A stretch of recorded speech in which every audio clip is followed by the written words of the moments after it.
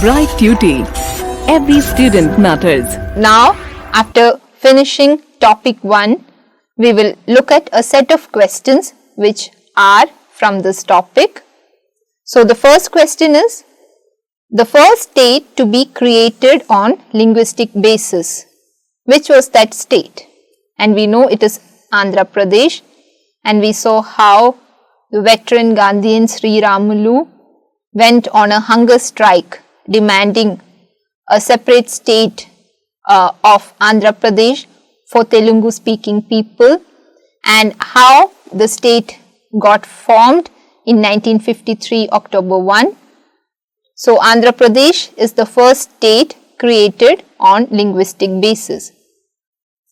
Presently, how many languages are there in the Constitution of India? And it is 22 regional languages are there,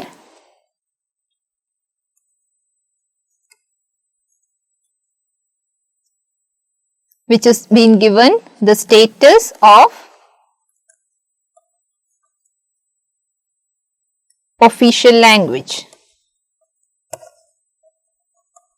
So, the question is, presently how many official languages are there in the Constitution of India? And when it comes to official languages, there are 22 official languages. The person who solved the problem of the princely state was Sardar Vallabhbhai Patel. We know it is Sardar Vallabhbhai Patel who initiates or takes a lot of effort in integrating those states, the princely states, to the Indian Union.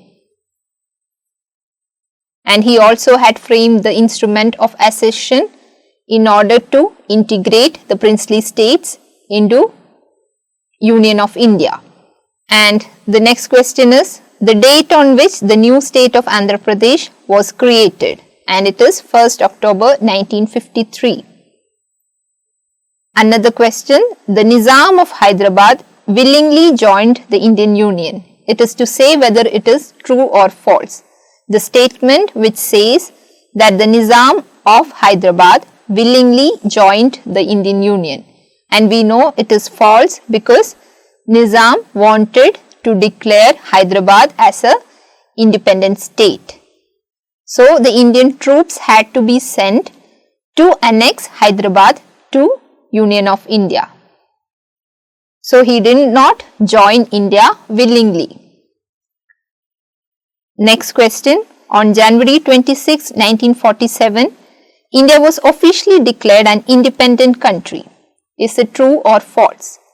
So, on January 26, 1947, we know both India and Pakistan were declared independent, but they were given the status of being dominion or dominion status, where they were equal in status, but they had to pay allegiance or they had to be loyal to British Crown. So, it is only on 26 January 1950 that India declares itself independent and sovereign and comes out of the status of being a dominion. Another long answer question is, what were the after effects of partition? So, what all we see as a after effect or a consequence of partition? So, the creation of Pakistan resulted in one of the largest cross-border migrations the world had ever seen. So, it led to migration of a large number of people. The responsibility on the government was enormous, and it had to address the refugee problem. And a lot of people were made refugees, and the government was now supposed to look into the problems of the refugees. And the integration of more than 500 princely states to Union of India was another major challenge faced by the government. So, following partition, there were refugees, millions of people were displaced, there was violence, killing of innocent people. So, all these problems had to be addressed. Along with that, there were problems which were posed by the integration of princely states to India. So these were different issues which followed partition immediately after independence. So another question is, how did India achieve the integration of princely states? So we know Sardar Vallabhbhai Patel played a major role in persuading most princely states to join Indian Union. Patel drafted an instrument of accession and appealed the princes to join India. Gradually, all the states merged into the Union except Junagadh, Hyderabad and Kashmir, and later these three states were also accessed to Indian Union.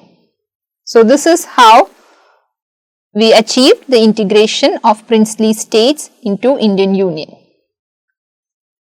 Another long answer question is, write a note on making of the new Constitution of India. When did it come into effect?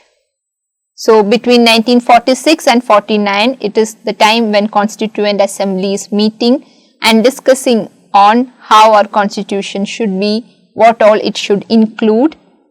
And in this discussion, around 300 Indians had a series of meetings on the country's political future, how our political future of the country will be. The meetings of the Constituent Assembly were held in New Delhi, but the participants came from all over India and from different political parties. These discussions resulted in framing of Indian Constitution, which came into effect on 26 January 1950 under the presidency of Dr. Rajendra Prasad. So this is how Constitution got framed and came into effect on 26 January 1950. Another question is, why is English continuing as an additional language in India? So we know the Constitution of India had ordained Hindi as the common language for all India. So it was Hindi which was to become the lingua franca after 1965 and thereby given the status of a common language for all Indians. English, which had so far been used as the lingua franca, was to be completely replaced by 1965, and Hindi was then to become the official language, and then the southern states opposed this decision, saying that this would be like forcing us or forcing the non-Hindi speaking people to speak Hindi and to use Hindi, and as a result English had to continue as an additional language. So that's why we see post 1965 the replacement of Hindi by English did not take place, and English till today continues to be one of our official languages.